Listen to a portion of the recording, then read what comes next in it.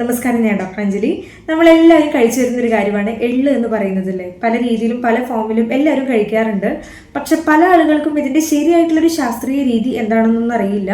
അപ്പോൾ ഇന്നത്തെ ഒരു വീഡിയോയിൽ ഞാൻ എള്ളിനെ പറ്റി നമ്മുടെ ആയുർവേദ ഗ്രന്ഥങ്ങളിൽ പറഞ്ഞിട്ടുള്ള ഗുണങ്ങളും ഇത് നമ്മൾ കഴിക്കുന്നതിലൂടെ നമ്മുടെ ശരീരത്തിൽ ലഭിക്കുന്ന 9 ബെനിഫിറ്റ്സ് അതെന്തൊക്കെയാണ്, ആരൊക്കെ ഇത് കഴിക്കണം, എത്ര അളവിൽ ശരിയായിട്ടുള്ള രീതിയിൽ ഇത് കഴിക്കണം, ആരൊക്കെ ഇത് അവോയ്ഡ് ചെയ്യണം എന്ന് ഞാൻ കറക്റ്റായിട്ട് വീഡിയോയുടെ അവസാനം പറയുന്നുണ്ട്. കാരണം ഇതിൻ്റെ ചില ആളുകൾ ഇതിൻ്റെ ഗുണങ്ങൾ മാത്രം കേട്ടത് സ്റ്റാർട്ട് ചെയ്യാനായിട്ട് തുടങ്ങും. അങ്ങനെ നിങ്ങൾ ഒരിക്കലും ചെയ്യരുത്. കാരണം പല കാര്യങ്ങളിൽ എത്ര തന്നെ നല്ലതാണെന്ന് പറഞ്ഞാലും ചില ആൾക്കാരുടെ ശരീരത്തിൽ അത് സ്യൂട്ട് ആവണമെന്ന് ഒരു നിർബന്ധവും ഇല്ല. അപ്പോൾ അതും കൂടി നിങ്ങൾ തീർച്ചയായിട്ടും കേൾക്കാനായിട്ട് ശ്രദ്ധിക്കും. എള്ളിൻ്റെ ഒരു ഗുണം നമ്മൾ നോക്കുകയാണെങ്കിൽ ഇത് കുറച്ചൊരു ഉഷ്ണ പ്രോപ്പർട്ടി, അതായത് കുറച്ച് ചൂട് കൊടുക്കുന്ന ഒരു കാര്യമാണ്. ദഹിക്കാനും കുറച്ച് ബുദ്ധിമുട്ടായിട്ടുള്ള ഒരു കാര്യം കൂടിയാണ് കേട്ടോ. മെയിൻ ആയിട്ടുള്ള ആദ്യത്തെ ഒരു പ്രോപ്പർട്ടിയാണ് ശരീരത്തിലത്തെ വാതദോഷത്തിനെ ശമിപ്പിക്കാനായിട്ട് പറ്റിയിട്ടുള്ള ഏറ്റവും നല്ലൊരു കാര്യമായിട്ട് നമുക്ക് എള്ളിനെ കണക്കാക്കാനായിട്ട് പറ്റും. ഇപ്പോൾ നിങ്ങളുടെ ശരീരത്തിന് എന്തെങ്കിലും വാതദോഷ സംബന്ധമായിട്ടുള്ള പ്രശ്നങ്ങൾ ഫേസ് ചെയ്യുന്നവരാണ്, വാതപ്രകൃതിയായിട്ടുള്ള ആളുകളാണ്, അല്ലെങ്കിൽ ശരീരത്തിൽ എപ്പോഴും നന്നായിട്ടൊരു തണുപ്പ് പോലെ ഫീൽ ചെയ്യുന്നു, ഡ്രൈനെസ് നന്നായിട്ട് ഫീൽ ചെയ്യുന്നുണ്ടെങ്കിൽ നിങ്ങൾക്ക് തീർച്ചയായിട്ടും കഴിക്കാൻ പറ്റിയിട്ടുള്ള ഒരു കാര്യമാണ് എള്ളെന്ന് പറയുന്നത്. ദിവസത്തിൽ വേണമെങ്കിൽ 1 ടീസ്പൂൺ ആയിട്ടോ അല്ലെങ്കിൽ നിങ്ങൾക്ക് ഏതെങ്കിലും ഒരു എള്ളുണ്ട ഫോമിൽ, അങ്ങനെ ഏതെങ്കിലും ഒരു ഫോമിൽ നിങ്ങൾക്ക് കഴിക്കാം. ഇനി നല്ലൊരു സീസൺ നമ്മൾ ചോദിക്കുകയാണെങ്കിൽ കൂടുതലും മഴക്കാലം അതുപോലെ തന്നെ തണുപ്പുള്ള സമയം, ഈ വിൻ്റർ സീസൺ ഉണ്ടല്ലോ, ആ 2 സീസണിലാണ് കൂടുതൽ നമ്മൾ എള്ളു കൂടുതലായിട്ട് പ്രിഫർ ചെയ്യുക. അല്ലാതെ നിങ്ങൾക്ക് ഡോസ് മാനേജ് ചെയ്തിട്ട് കഴിക്കാവുന്ന ഒരു കാര്യം കൂടിയാണ്. രണ്ടാമത്തെ ഒരു പ്രോപ്പർട്ടി നോക്കുകയാണെങ്കിൽ നിങ്ങളുടെ എല്ലുകൾക്കും മസിൽസിനും അതുപോലെ തന്നെ ഞരമ്പുകൾക്കും ഇവയെ നന്നായിട്ട് സ്ട്രെങ്ത് ആക്കി വെക്കുന്നതിനും, അല്ലെങ്കിൽ ഇവ സംബന്ധമായിട്ടുള്ള എന്തെങ്കിലും പ്രശ്നങ്ങൾ ഫേസ് ചെയ്യുന്നുണ്ടെങ്കിലും അതിനും ഇത് നല്ലതാണ്.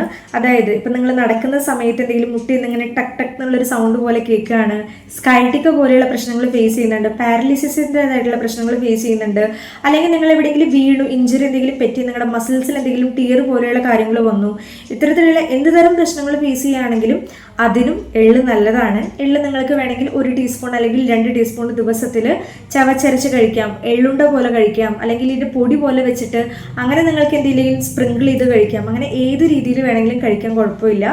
പിന്നെ ഇതുപോലെ തന്നെ ശ്രേഷ്ഠമായിട്ടുള്ള മറ്റൊരു കാര്യമാണ് എള്ളിൻ്റെ എണ്ണ എന്ന് പറയുന്നത് കേട്ടോ.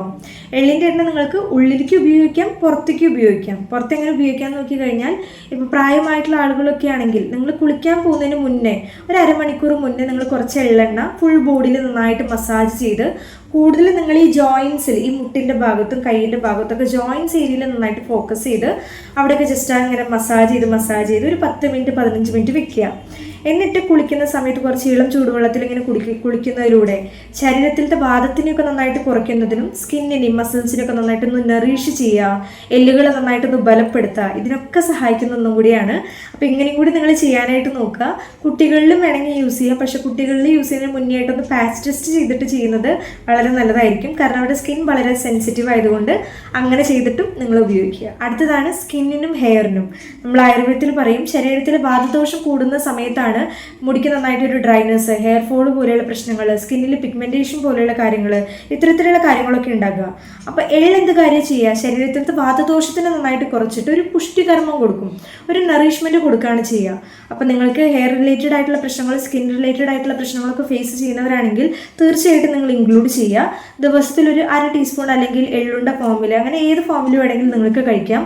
പക്ഷേ നിങ്ങളുടെ ശരീരത്തിൽ ഞാനിവിടെ അവസാനം പറയുന്ന എന്തെങ്കിലും കണ്ടീഷൻസ് ഒക്കെ ഉണ്ടെങ്കിൽ എള്ള് നിങ്ങൾ പരമാവധി ഒഴിവാക്കാനും കൂടി നിങ്ങൾ ശ്രദ്ധിക്കുക കേട്ടോ. ഇനി നിങ്ങൾക്ക് പല്ല് സ്ട്രോങ് ആക്കി വെക്കണം, അല്ലെങ്കിൽ പല്ല് സംബന്ധമായിട്ടുള്ള എന്തെങ്കിലും പ്രശ്നങ്ങൾ, ക്യാവിറ്റി പോലുള്ള പ്രശ്നങ്ങൾ, പല്ലിൽ വേദന, മൗത്ത് അൾസർ, തൊണ്ടിൽ നിന്ന് ബ്ലീഡിങ് വരുന്നു, വായനാറ്റം പോലെയുള്ള കാര്യങ്ങൾ, ക്യാവിറ്റി പോലെയുള്ള പ്രശ്നങ്ങൾ, ഇത്തരത്തിലുള്ള കാര്യങ്ങളൊക്കെ ഫേസ് ചെയ്യുന്നവരാണെങ്കിൽ എള്ള് നമ്മളൊരു ഔഷധമായിട്ട് കണക്കാക്കാറുണ്ട്. ഇത് നിങ്ങൾക്ക് ഉള്ളിൽ വേണമെങ്കിൽ ചവച്ചരച്ച് കഴിക്കുകയും ചെയ്യാം. അതുപോലെ തന്നെ എള്ളിൻ്റെ എണ്ണ, ഈ എള്ളെണ്ണ നിങ്ങളൊരു 15 മുതൽ 20 ml വരെ എടുക്കുക. എന്നിട്ട് എന്നും രാവിലെ നിങ്ങൾ പല്ല് തേക്കുന്നതിന് മുന്നേ ആയിട്ട് ഒരു അരമണിക്കൂർ മുന്നേ ഇത് കുറച്ച് വായിൽ ഒഴിച്ചിട്ട് നന്നായിട്ട് കവിൾ കൊള്ളുക. ഒരു 10 മിനിറ്റ് 15 മിനിറ്റ് വരെ നന്നായിട്ട് കവിൾ കൊണ്ടതിന് ശേഷം അത് സ്പിറ്റ് ചെയ്ത് കളയുക. ശേഷം കുറച്ച് ഇളം ചൂടുവെള്ളം കൊണ്ട് വായ നന്നായിട്ട് ഗാർഗിള്. ഇങ്ങനെ നിങ്ങൾ ഡെയിലി റുട്ടീനിൽ ചെയ്തു വരുന്നതിലൂടെ ഇത്തരത്തിലുള്ള പ്രശ്നങ്ങൾ ഫേസ് ചെയ്യുന്നതിന് നന്നായിട്ട് കുറയ്ക്കാനായിട്ട് പറ്റും. അപ്പോൾ ഈ ഒരു കാര്യം നിങ്ങൾ തീർച്ചയായിട്ടും ട്രൈ ചെയ്യുക. അടുത്തതായിട്ട് എള്ള് നമ്മളൊരു മീറ്റ് ശക്തിയായിട്ടും കണക്കാക്കാറുണ്ട്.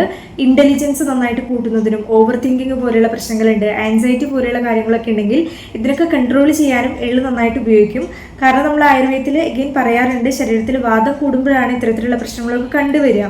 എള്ള് ശരീരത്തിലത്തെ വാദത്തിനെയും കുറയ്ക്കും, ഇതെങ്ങനെ ഉപയോഗിക്കാമെന്ന് നോക്കുകയാണെങ്കിൽ നിങ്ങൾക്ക് രാത്രി കിടക്കുന്ന സമയത്ത് കുറച്ച് എള്ളെണ്ണ കൊണ്ട് നമ്മുടെ ഫീറ്റ് മസാജ് പോലെയുള്ള കാര്യങ്ങളൊക്കെ ചെയ്ത് കിടക്കുന്നതിലൂടെ മനസ്സിനെ നന്നായിട്ടൊന്ന് ശാന്തിപ്പെടുത്താനായിട്ട് സഹായിക്കും. അപ്പോൾ ഇങ്ങനെ നിങ്ങൾക്ക് ചെയ്യാം. ഇനി 7ാമതായിട്ട് സ്ത്രീകളിൽ മാസമുറ ശരിയായിട്ട് വരുന്നില്ല, അല്ലെങ്കിൽ പീരീഡ്സിൻ്റെ സമയത്ത് നല്ല അടിവയറിൽ വേദന പോലെയുള്ള കാര്യങ്ങളൊക്കെ ഫേസ് ചെയ്യുന്നവരാണെങ്കിൽ നിങ്ങൾ ചെയ്യേണ്ടത് പീരീഡ്സിന് ഒരാഴ്ച മുന്നേ തൊട്ട് നിങ്ങൾ 1 ടീസ്പൂൺ എള്ളെണ്ണ കുറച്ച് ഇളം ചൂടുവെള്ളത്തിൽ മിക്സ് ചെയ്തിട്ട് എന്നും നിങ്ങൾ കഴിക്കാനായിട്ട് തുടങ്ങുക.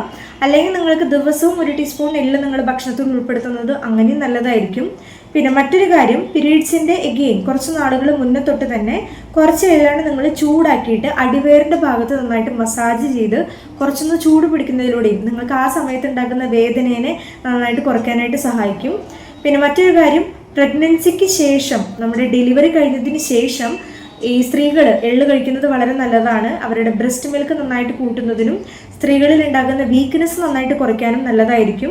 പക്ഷേ ഗർഭാവസ്ഥയിലിരിക്കുന്ന ഒരു സ്ത്രീ ഒരിക്കലും എള്ള് കഴിക്കരുത്, കാരണം അത് കുറച്ച് ചൂടായിട്ടുള്ളത് കൊണ്ട് ആ ഒരു സമയത്ത് മാത്രം നിങ്ങൾ അവോയ്ഡ് ചെയ്യാനായിട്ട് നോക്കുക. ഇനി ഇതെങ്ങനെയാണ് ദഹന സംബന്ധമായിട്ടുള്ള കാര്യങ്ങളിൽ വർക്ക് ചെയ്യാൻ നോക്കുകയാണെങ്കിൽ, എള്ള് നമ്മുടെ ശരീരത്തിൻ്റെ അഗ്നിനെ നന്നായിട്ട് കൂട്ടും. അതുകൊണ്ട് തന്നെ നമ്മൾ കഴിച്ച ഭക്ഷണത്തിനെ പ്രോപ്പറായിട്ട് ദഹിപ്പിക്കാനും, ഇപ്പോൾ നിങ്ങളുടെ വയറിൽ എന്തെങ്കിലും ഡ്രൈനസ് പോലെയുള്ള കാര്യങ്ങളുണ്ട്, ഡ്രൈനസ് കൂടുമ്പോഴാണ് ഈ പൈൽസിൻ്റെതായിട്ടുള്ള പ്രശ്നങ്ങളും മലബന്ധം പോലെയുള്ള പ്രശ്നങ്ങളൊക്കെ ഉണ്ടാകുക, അതിനൊക്കെ നന്നായിട്ട് കുറയ്ക്കാനും ഇത് ബെസ്റ്റാണ്. പക്ഷെ നിങ്ങൾക്ക് ബ്ലീഡിങ് പൈൽസ് ഉള്ളൊരു സമയത്ത് ഒരിക്കലും ഇത് കഴിക്കരുത്, കാരണം എള്ള് കുറച്ച് ചൂടായിട്ടുള്ളത് കൊണ്ട് ഇതിന് കുറച്ചൊന്ന് കൂട്ടാനുള്ള സാധ്യതയുണ്ട്. പിന്നെ നിങ്ങൾക്ക് എന്തെങ്കിലും യൂറിൻ റിലേറ്റഡ് ആയിട്ടുള്ള പ്രശ്നങ്ങൾ ഫേസ് ചെയ്യുകയാണ്, അതായത് ഫ്രീക്വൻസി നന്നായിട്ട് കൂടി വരികയാണ്. പല ആളുകളും പറയാറുണ്ട് തണുപ്പുള്ള സമയത്ത് കുറച്ച് ഫ്രീക്വൻസി കൂടുന്നു എന്നുള്ളൊരു കാര്യം, അവർക്കും എള്ള് ഉപയോഗിക്കാം. അപ്പം ഇത്രയും പറഞ്ഞിട്ടുള്ള ഗുണങ്ങളാണ് എള്ള് കഴിക്കുന്നതിലൂടെ നമ്മുടെ ശരീരത്തിൽ നമുക്ക് ലഭിക്കുക.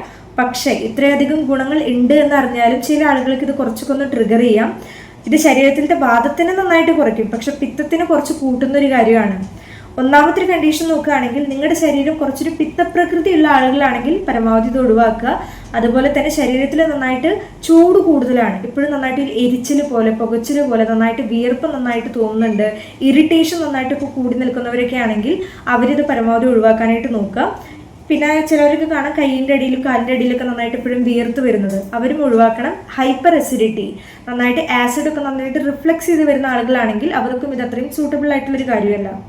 ഇനി നിങ്ങൾക്ക് ദഹനം വളരെ പൂവറാണ്, ഓൾറെഡി നിങ്ങൾക്ക് ഇൻഡൈജഷൻ പോലുള്ള പ്രശ്നങ്ങൾ ഫേസ് ചെയ്യുന്നുണ്ട്, അവരും ഇത് ഒഴിവാക്കണം. കാരണം ഇത് ദഹിക്കാനായിട്ട് കുറച്ച് ബുദ്ധിമുട്ടായിട്ടുള്ളത് കൊണ്ട് നിങ്ങൾക്ക് ഓൾറെഡി ഇൻഡൈജഷൻ ഫേസ് ചെയ്യുമ്പോൾ ഇതും കൂടി കഴിച്ചു കഴിഞ്ഞാൽ നിങ്ങളുടെ പ്രശ്നത്തിന് കൂട്ടുകയാണ് ചെയ്യുക. അപ്പോൾ ഇത്രയും പറഞ്ഞിട്ടുള്ള ആളുകൾ കുറച്ചൊന്ന് സേഫായിട്ട് വേണം ഇത് എടുക്കാനായിട്ട്. പിന്നെ പ്രഗ്നൻസി കണ്ടീഷനിലും ഒഴിവാക്കാനായിട്ട് ശ്രദ്ധിക്കുക. സോ എല്ലാവർക്കും എള്ളിനെ പറ്റിയിട്ടുള്ള ഏകദേശം കുറച്ച് അറിവൊക്കെ ലഭിച്ചെന്ന് വിചാരിക്കുകയാണ്. വീഡിയോ ഇഷ്ടമായില്ലെങ്കിൽ ഇൻഫോർമേറ്റീവ് ആണെന്ന് തോന്നുകയാണെങ്കിൽ തീർച്ചയായിട്ടും ലൈക്ക് ചെയ്യണം. എല്ലാവർക്കും ഈ ഒരു വീഡിയോ ഷെയർ ചെയ്ത് കൊടുക്കുക. ചാനലിൽ പുതിയ ആരെങ്കിലും ഉണ്ടെങ്കിൽ സബ്സ്ക്രൈബ് ചെയ്ത് സപ്പോർട്ട് ചെയ്യാൻ കൂടി മറക്കരുത്. മറ്റൊരു വീഡിയോയിൽ വീണ്ടും കാണുന്നത് വരെ നന്ദി, നമസ്കാരം.